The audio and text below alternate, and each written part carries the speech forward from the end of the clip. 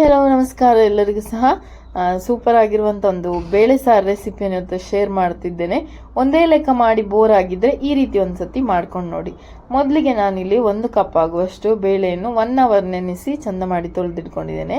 Special ingredients ಬಂದು ಸಬ್ಬಕ್ಷಿಗೆ ಸೊಪ್ಪು, ಅದಾದ ನಂತರ ಒಂದು ದೊಡ್ಡ ಆನಿಯನ್, ಟೊಮೆಟೊ, ಶುಂಠಿ, ಬೆಳ್ಳುಳ್ಳಿ, ಕಾಯಿ ಮೆಣಸು, ಕೊತ್ತಂಬರಿ ಸೊಪ್ಪು, ಪುದೀನ ಇದೆಲ್ಲವನ್ನು ಸಹ ನೀಟಾಗಿ ತೊಳೆದು ಕಟ್ ಮಾಡಿ ರೆಡಿ ಮಾಡಿ ಇಟ್ಕೊಂಡಿದ್ದೇನೆ. ಒಂದು ಚೂರು ಹುಳಿಯನ್ನು ನೀರಲ್ಲಿ ಹಾಕಿ ಇಟ್ಟಿದ್ದೇನೆ, ಚೂರು.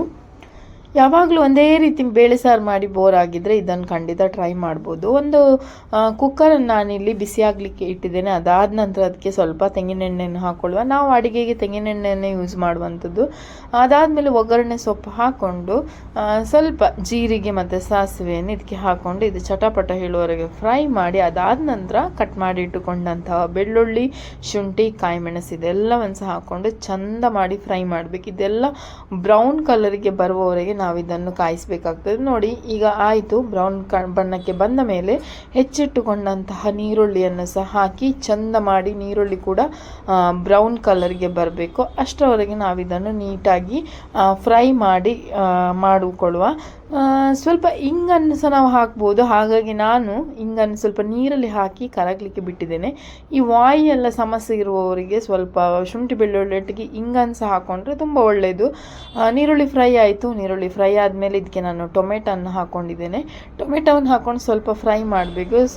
ಟೊಮೆಟೊ ಬೇಗ ಸಾಫ್ಟ್ ಆಗಬೇಕಾದ್ರೆ ಉಪ್ಪು ಹಾಕ್ಕೊಳ್ಬೇಕು ಇಮಿಡಿಯೇಟ್ಲಿ. ಉಪ್ಪು ಹಾಕಿದ್ದ ಕೂಡಲೇ ಟೊಮೆಟೊ ಸ್ವಲ್ಪ ಬೇಗ ಬೇಯ್ತದೆ, ಸಾಫ್ಟ್ ಆಗ್ತದೆ.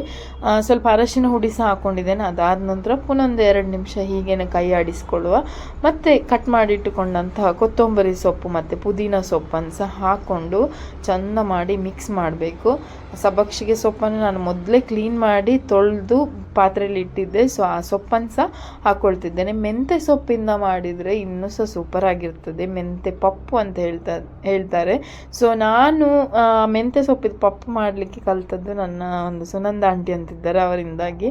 ಬೇಳೆಯನ್ನು ತುಂಬ ನೆನೆಸಿ ಇಟ್ಟಿದ್ದೆ, ಇಲ್ಲದ್ರೆ ಇಮಿಡಿಯೇಟ್ಲಿ ಮಾಡಿದರೆ ಅದು ಅಷ್ಟು ಒಳ್ಳೆಯದಾಗೋದಿಲ್ಲ. ಒಂದು 1 ಅವರ್ ಆದರೆ ಅಟ್ಲೀಸ್ಟ್ ಬೇಳೆಯನ್ನು ನಾವು ನೆನೆಸಿಡಬೇಕು. ಅದಾದ ನಂತರ ಇಂಗಿದು ನೀರು ಮತ್ತು ಹುಳಿ ನೀರು, ಉಪ್ಪನ್ನೆಲ್ಲ ನೋಡಿಕೊಂಡು ಹದಕ್ಕೆ ನಮಗೆ ಒಂದು ಎಷ್ಟು ಹದ ಬೇಕೋ ಅಷ್ಟು ನೀರು ಹಾಕ್ಕೊಳ್ಬೇಕು.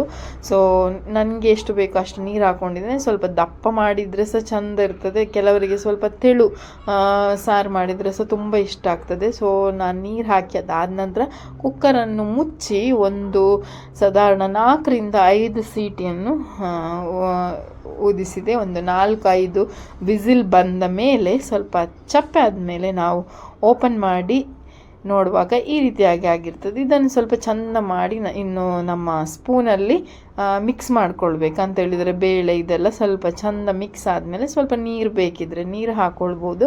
ಸಾಂಬಾರು ಹುಡಿ ಆಪ್ಷನಲ್, ಬೇಕಂತಲೇ ಏನಿಲ್ಲ, ಹಾಗೇ ತಿನ್ಬೋದು, ಸಖತ್ ರುಚಿಯಾಗಿರ್ತದೆ. ಸಾಂಬಾರು ಪೌಡರ್ ಉಂಟಾದರೆ ಒಂದು ಸ್ವಲ್ಪ ಸಾಂಬಾರು ಪುಡಿ ಹಾಕಿದರೆ ಇನ್ನೂ ಸಹ ರುಚಿ ಆಗ್ತದೆ.